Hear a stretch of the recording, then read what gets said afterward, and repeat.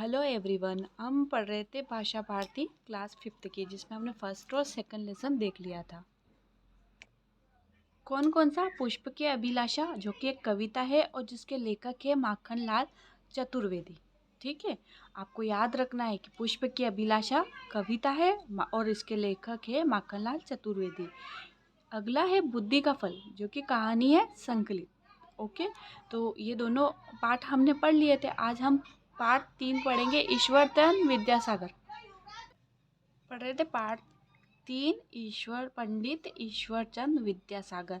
आइए सीखे में सीखेंगे सहयोग, श्रम और साधना की भावना का विकास, प्रत्यय, उपसर्ग, विलोम शब्द, योजक चिन्ह का प्रयोग, तत्सम तद्भव शब्द। ओके, कोलकाता से 20 मील दूर पश्चिम में स्थित वीर सिंह गांव के जिस परिवार में 26 सितंबर 1820 को पंडित विद्यासागर का जन्म हुआ था। कब हुआ था? 26 सितंबर 1820। 26 सितंबर 1820। आपको मेरे साथ बोलना है, कब हुआ था पंडित ईश्वरचंद विद्यासागर का जन्म? 26 सितंबर 1820। कहाँ हुआ था? तो कोलकाता से 20 मील दूर।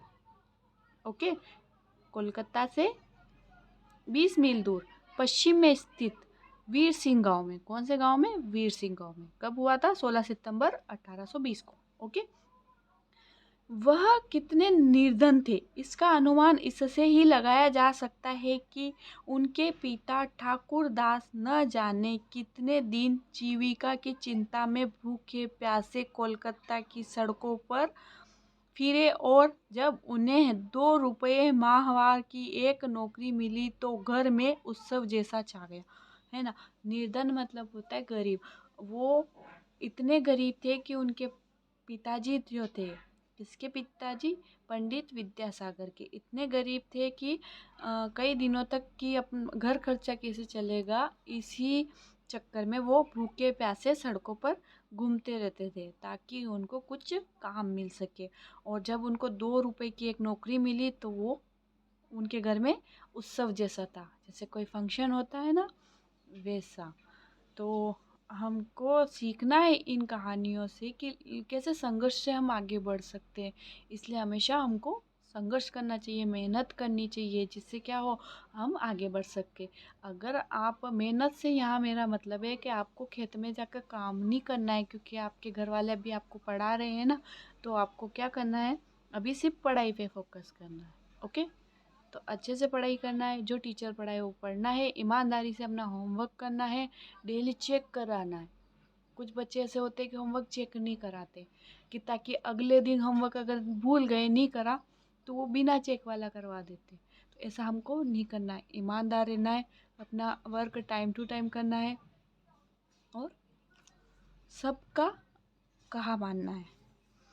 ओके, ऐसे निर्धन परिवार में जन्म लेकर भी किसी प्रकार धैर्य तथा संतोष के सहारे ईश्वरचंद ने गांव की पाठशाला में प्रवेश पाया और परिश्रम पूर्वक पढ़कर सारी कक्षाएं यथा समय पास कर ली।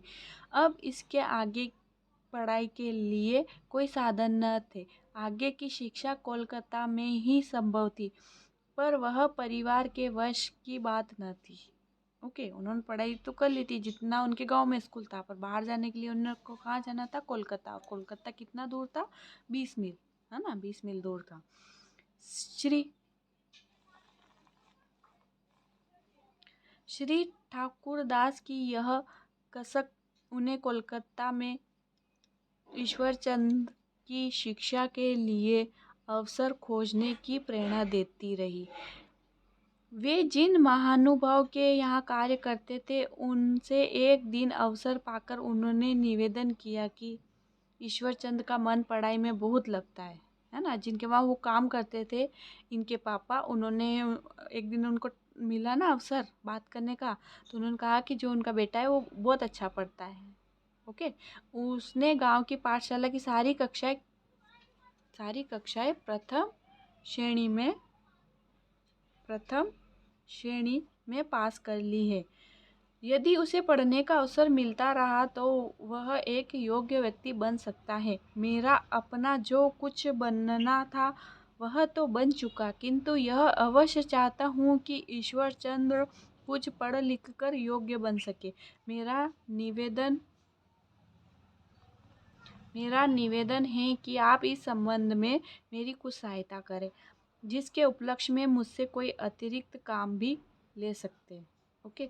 उनके पापा ने वहाँ जहाँ काम करते थे वहाँ बोला कि मेरा बेटा अच्छा पढ़ता है और मुझे जो मजदूरी करनी थी मैंने कर ली, पर अब मैं नहीं चाहता कि मेरा बेटा ये नहीं करे, तो इसके बदले में आप मुझसे ज़्यादा काम भी करवा सकते हो, है ना। उनके पापा ने ऐसा बोला। मालिक जग दुर्लभ सिंह ने ठाकुर दास में पुत्र की प्रगति के लिए एक सच्चे पिता की पीड़ा देखी। क्या देखी? सच्चे पिता की पीड़ा देखी। उन्होंने एक अच्छे मनुष्य के नाते सहायता करने का वचन दे दिया और बच्चे को देखने की बात कही। श्री ठाकुरदास, है ना, उन्होंने एक अच्छे मनुष्य के नाते सहायता करने का वचन दे दिया और बच्चे को देखने की बात कही। श्री ठाकुरदास तुरंत गांव आए और ईश्वरचंद्र को साथ लेकर कोलकाता चले गए। 20 मील की दूरी थी और सवारी का कोई साधन नहीं था। आपको पता ही उनके गांव से कोलकाता की दूरी कितनी थी? 20 मील।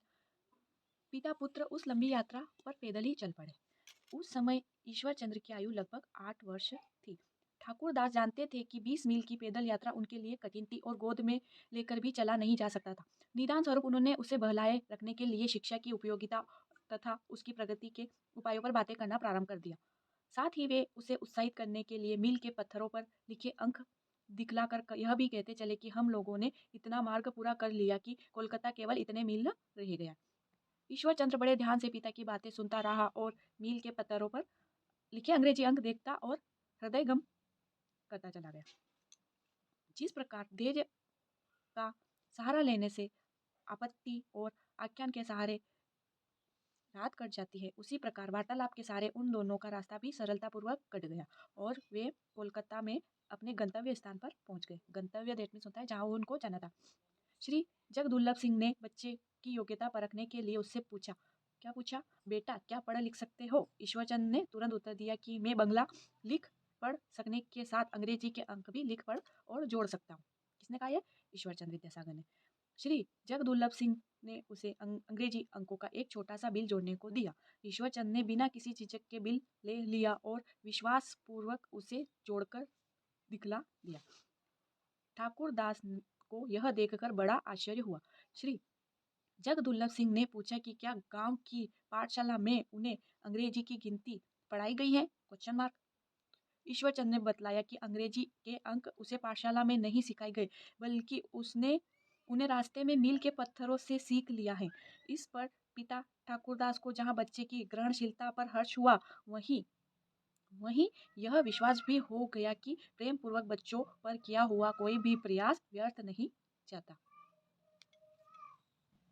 श्री जगदुल्लभ सिंह ने बच्चे के लिए मानसिक छात्रवृत्ति बांध दी। श्री ईश्वरचंद्र जी इतने निर्धन थे कि आधा पेट भोजन तो मामूली बात थी, सप्ताह में एक बार निराहार भी रहना पड़ जाता था। तथापि वे हृदय से इतने उदार तथा दयालु थे कि अपनी छात्रवृत्तियों का अधिकांश भाग निर्धन विद्यार्थियों की सहायता में खर्च कर देते थे। जब वे किसी विद्यार्थी को फटे पुराने कपड़े पहने देखते थे तो उनको ऐसा लगता था मानो उनका भाई ही कपड़ों के अभाव में चिथड़े लपेटे हैं। उनका उनका हृदय सहानुभूति से भर जाता और वे तुरंत उसके लिए कपड़े बनवा देते। गरीब विद्यार्थियों को शिक्षण शुल्क और पुस्तकें खरीद कर देने में उन्हें बड़ा आत्मसुख मिलता था। इस प्रकार यथासंभव वे सबकी सहायता करते रहते थे। अपने पाठ पूरे कर लेने के बाद जो समय शेष बचता था उसमें वे कमज़ोर विद्यार्थियों को क्या करते थे? पढ़ाते थे। उनकी सदैव ही यह इच्छा रहती थी कि सारे विद्यार्थी पढ़ने में तेज बने और अच्छी श्रेणियों में पास हो। वेदांत तथा दर्शन शास्त्र की योग्यता प्रतियोगिता में सर्वप्रथम आकर ईश्वरचंद ने सैकड़ों रुपए के नगद पारितोषिक एवं प्रशासन पत्र प्राप्त किए। भारत के महान विद्वानों ने एक सभा करके ईश्वरचंद्र का अभिनंदन किया और सर्वसम्मति से उन्हें विद्यासागर की उपाधि दी। उस समय उनकी आयु 19 साल की थी, 19-20 साल से अधिक न थी। तब से ही वे ईश्वरचंद विद्यासागर के नाम से प्रसिद्ध हो गए। आचार्य श्री राम शर्मा। लेखक परिचय। उनका जन्म आगरा जिले के आंवलखेड़ा नामक स्थान में हुआ था। श्री राम शर्मा ने बचपन से ही दीन दुखियों की सेवा में रुचि लेना प्रारंभ कर दिया था। वे स्वतंत्रता आंदोलन में गांधी जी के साथ थे। बाद में वे पूर्णतया अध्यात्म की ओर मुड़ गए तथा मथुरा में तपस्या करते हुए बीच बीच में गुरु सत्ता से भेंट करने हिमालय भी गए। अपने जीवन में उन्होंने हजारों पुस्तकें लिखी हैं।